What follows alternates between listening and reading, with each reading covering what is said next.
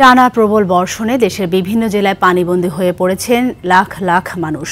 বাড়ছে নদ নদীর পানি। ভারী বৃষ্টিপাত ও ভারতের ত্রিপুরা রাজ্যের উজান থেকে নেমে আসা পাহাড়ি ঢলে ফেনীর মুহুরী, কহুয়া, সিলোনিয়া নদীর পানি বিপদসীমার উপর দিয়ে প্রবাহিত হচ্ছে।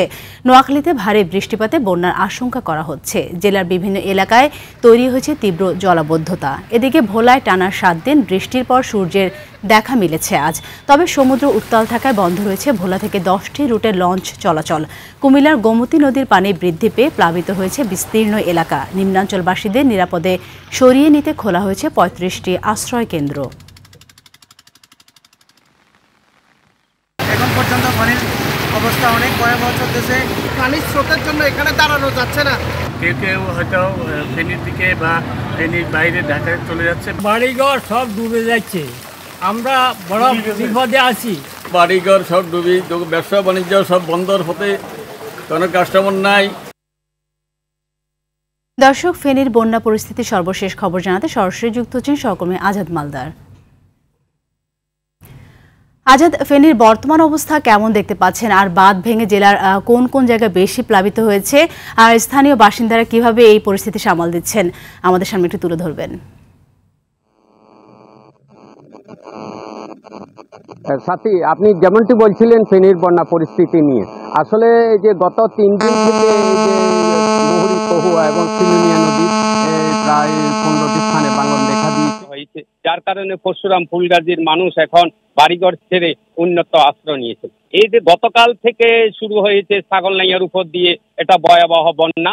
এই যে আমি দুপুরের দিকে যখন ঢাকা চট্টগ্রাম মহাসড়ক অর্থাৎ পুরাতন টাং রোডের উপর দিয়ে যখন পানি গড়াইছিল, এই পানিগুলো এখন এই উত্তর দিকে গড়িয়ে এখন গ্রামকে গ্রাম তলিয়ে গেছে। আমি যেখানে দাঁড়িয়ে আছি এখানে ছাগলনাইয়া পৌরসভা 4 নম্বর ওয়ার্ডের ফানুয়া এলাকা অর্থাৎ উত্তর পাড়া এবং দক্ষিণ পাড়া, এই এলাকার এখন আমি এখানে যখন প্রবেশ করলাম তখন দেখলাম এই এলাকার মানুষজন নিরাপদে ছাগলনাইয়া বিভিন্ন আশ্রয় কেন্দ্রে চলে যাচ্ছে বাড়িঘর ছেড়ে। তাদের এখানে আপনি আমাদের পিছনের চিত্র দেখলে বুঝতে পারবেন যে বাড়িঘর ডুবে গেছে। এখন এখানে লোকালে মানুষ নেই বলে চলে। এখানে মানুষ যে আসলে ছাগলনাইয়া, পরশুরাম ফুলগাজী এবং সর্বশেষ ফেনী সদরে এখন পানি তলিয়ে যাচ্ছে।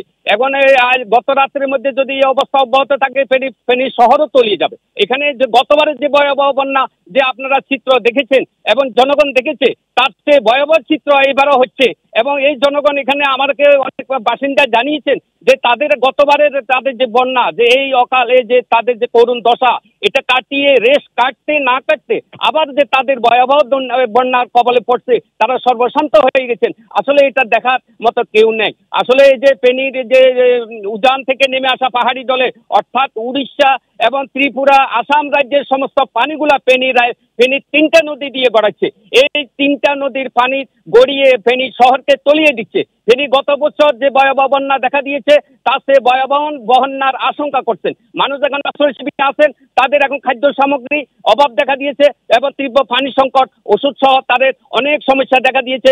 এখন প্রশাসন এখানে এই সেনাবাহিনী, বিজেপি এবং প্রশাসন সহ তারা এখন এখানে নৌকা এবং স্পিড দিয়ে বোট দিয়ে অনেক লোকজনকে এখন সরিয়ে দিচ্ছেন এবং তারা এখন এই যে নিরাপদ আশ্রয় নিয়ে তাদের যে খাদ্য সংকট দেখা দিয়েছে, এটার জন্য তারা স্বেচ্ছাসেবী প্রশাসনের সর্বস্তরের জনগণের কাছে সাহায্য কামনা করছেন।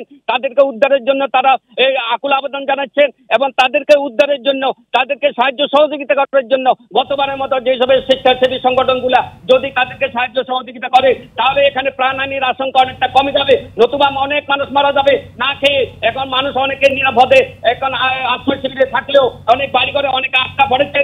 তাদেরকে উদ্ধারের জন্য তারা প্রশাসনের হস্তক্ষেপ কামনা করছেন। তো এই ছিল আমার কাছে সর্বশেষ। ধন্যবাদ আপনাকে।